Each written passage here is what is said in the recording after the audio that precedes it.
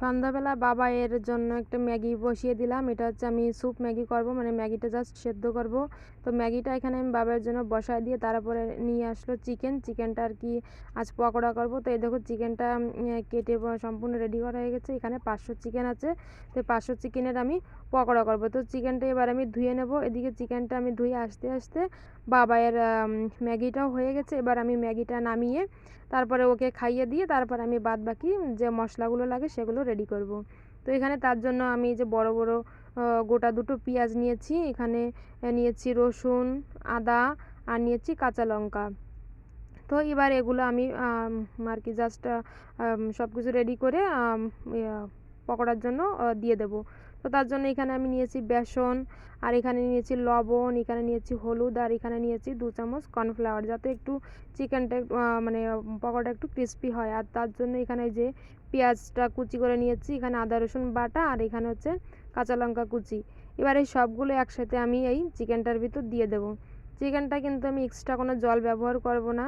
তো এখন চিকেনটা আমি ধুয়ে আমি এটাকে জল ঝরাইনি, ধুয়ে জাস্ট ওভাবে রেখে দিয়েছি, আর ওই জলেই আমি পুরো চিকেনটা ম্যারিনেট করে নেব। তো এবার দেখো আমি এটাকে ভালো করে হাত দিয়ে মেখে নেব। হাত দিয়ে মেখে নিলে কি হবে, ওই যে আমার যে পেঁয়াজগুলো দিয়েছি বা অন্যান্য যে মশলাগুলো, বেসন, সব কিছু ভালো মতো মিশে যাবে। তো এই যে আমার সব কিছু মাখা হয়ে গেছে, এবার আমি এটাকে আধা ঘন্টার জন্য রেস্টে রেখে দেবো। আধা ঘন্টার জন্য রেস্টে রাখলে সব মশলাগুলো চিকেনটার ভিতর চিকেনটার সাথে ভালো সুন্দর ম্যারিনেট হয়ে যাবে। তো তারপরে এখানে আমি বাবার জন্য রুটি করব, তার জন্য আমি আটা মেখে নিয়েছি। তো আমি এক্সট্রা দুটো রুটি বেশি করব, যার জন্য একটু বেশি আটা নিয়েছি। তো এবার আমি রুটিটা করতে থাকবো, আর ওদিকে চিকেনটা আর রেস্টে থাকবে। তো এভাবে আমি একে একে আমার সব রুটিগুলো করে নিয়ে বাবার জন্য আমি দুধ রুটিটা ভিজিয়ে নেব। তো বাবার দুধ রুটি ভিজানোর পরে তারপরে এই যে আমি এখানে চিকেন পকোড়াটা করতে আসলাম। তো এখানে আমি তেলটা আর কি মাঝারি গরম করে, মানে পুরো গরম হয়নি, দেখা যাচ্ছে 60% গরম হয়েছে, তারপরে আমি চিকেন পকোড়াগুলো একে একে দিয়ে দেবো।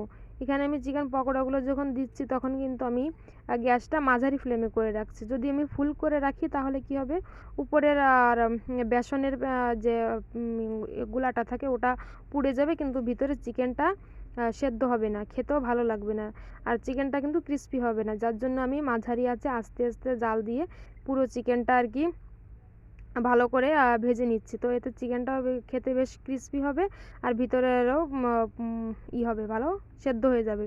তো দেখো তারপরে ফাইনালি আমার চিকেনটা ভাজা মানে পকোড়াটা ভাজা হয়ে গেল। আর এখানে আমি মুড়ির সাথে একটু কাঁচা পেঁয়াজ, একটু সর্ষের তেল দিয়ে, আর এই যে চিকেন নিয়ে এটা আমি আজকে রাত্রে খাবো, আমিও খাবো, আর আর কি আমরা দুজনেই খেয়ে নেব। তো এটা হচ্ছে আমাদের রাত্রে খাবার, আর কিছু খাবো না। তো আমার ভিডিওটা তোমাদের কেমন লাগলো অবশ্যই কিন্তু কমেন্টে জানিও। আর যদি ভালো লাগে থাকে অবশ্যই একটা লাইক কমেন্ট করো, আর আমার পেজটাকে অবশ্যই ফলো করে দিও। যারা ইউটিউব থেকে দেখছো তারা আমার চ্যানেলটা সাবস্ক্রাইব করে দিও, আর যারা ফেসবুক পেজ থেকে দেখছো তারা আমার পেজটা অবশ্যই ফলো করে দিও। তো কেমন লাগলো ভিডিওটা অবশ্যই কিন্তু জানিও। তো ভালো থেকো সবাই, বাই বাই। আর যদি ভালো লাগে তো তোমরা একবার বাড়িতে ট্রাই করতে পারো।